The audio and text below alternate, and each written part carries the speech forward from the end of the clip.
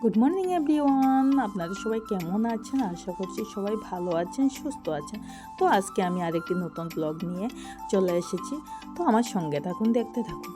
আর এখন বাজে ঘড়ি কাটাতে সকাল 5:30। ঘুম থেকে উঠে দেখি বাইরের এক অপূর্ব পরিবেশ। রাতভর চলা বৃষ্টি এখনও পড়ছে টিপ টিপ করে। আর বৃষ্টি মানেই যেন মনে একটা আলাদা আনন্দের ঝিলিক। তবে আজ আমাকে বেরোতেই হবে, যেতে হবে উদয়পুর মাতাবাড়িতে পুজো দিতে। বৃষ্টি না কমলে বের হওয়াটা মুশকিল, তবু ধীরে ধীরে তৈরি হতে লাগবে আমাকে। আর এইদিকে সব জানলা খুলে দিচ্ছিলাম, কারণ সকালবেলা ফ্রেশ ওয়েদার, হালকা বাতাস শরীরে গায়ে লাগলে মনটা জুড়িয়ে যায়। এদিকে ব্রাশ করে নিয়েছিলাম, তাই একটু জল খেয়ে নিলাম। আর এইদিকে জল খেয়ে আমি ছেলে জামা কাপড় বের করে রাখছিলাম, কারণ আমাকে যেতে হবে স্নানে। আর ও উঠেই কাপড় চোপড় না পেলে আবার অশান্তি শুরু করবে, তার জন্য ওর সব কিছু রেডি করে চলে গেলাম স্নানে। স্নান করে চলে আসলাম। আর এদিকে আমি রেডি হয়ে গেছি, আর ছেলে সকালবেলা ব্রেকফাস্ট করে নিচ্ছে।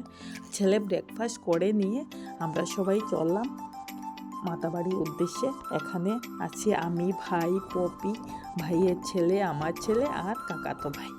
উদয়পুর যাওয়ার রাস্তাটা সত্যি মন কাড়া ছিল।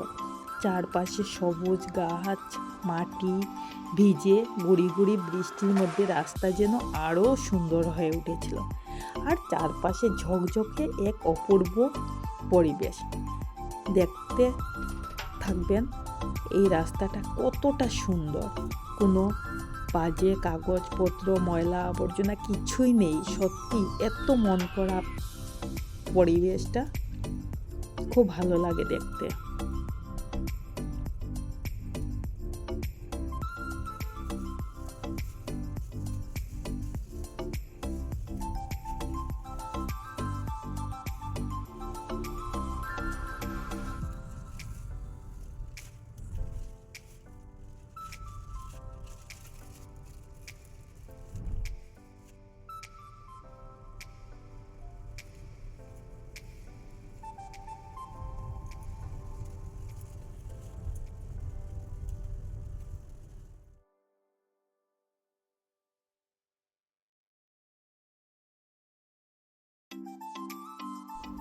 এই সুন্দর পথ পেরিয়ে পৌঁছে গেলাম মায়ের মন্দিরে। সকাল থেকেই মনটা যে কার জন্য অস্থির ছিল, সেই মাতৃস্নেহের স্পর্শ এবার আমরা পাবো বলে। আর এদিকে মন্দিরের সামনেই সব কিছু পাওয়া যায়। এখানে ফুল, বেলপাতা, বিখ্যাত দুধের সন্দেশ সব কিছুই অ্যাভেলেবেল আছে। আপনারাও গেলে অবশ্যই কিনে নিতে পারবেন মায়ের জন্য। বাইরে থেকে কিছুই কিনে নিতে হয় না। তো আমরা চললাম মায়ের জন্য পুজো দেওয়ার জন্য মন্দিরের উদ্দেশ্যে। পুজোর সময় এখানে অনেকটা ভিড় থাকে। আর মায়ের পুজো তখন চলছিল, ভোগ চলছিল, বলি চলছিল, যা দর্শনার্থীদের দেখা যায় না। তাই মাকে ক্যামেরাবন্দি আর করতে পারলাম না, কিন্তু মন ভরে গেল তারই দর্শনে। আর অনেকে এখানে সিঁদুর পরছিলেন, সেটাও খুব ভালো লাগলো দেখতে। আর মন্দিরটা প্রায় ঘুরে ঘুরে দেখছিলাম, খুব ভালো লাগছিল। এতটা শান্তির জায়গা এটা। আর এদিকে তো বললাম, এই যে মায়ের মন্দিরে ভোগ চলছে, বলি চলছে। আর বলির সময় কাউকে দেখতে দেওয়া হয় না, কারণ অনেকটা কারো তো সবার ঠিক না। কেউ বলি দেখে অশান্ত হয়ে পড়তে পারে, মাথায় কোনো প্রবলেম হতে পারে। তার জন্য দড়ি বেঁধে সবাইকে মন্দিরের প্রথম যে মুখটা আছে ওইখান থেকে একটু দূরে রাখা হয়েছে। তা ওইখানে অনেকক্ষণ দাঁড়িয়ে দেখছিলাম। তো অবশেষে এতটা রৌদ্র ছিল বলে বোঝাতে পারবো না, যে দাঁড়ানো মুশকিল, পায়ের নিচে যেমন ঝাঁঝ করছে। তাও তো মায়ের মন্দিরে এসেছি, মায়ের দর্শন পেয়েছি, এটাই সব থেকে ভাগ্যের ব্যাপার।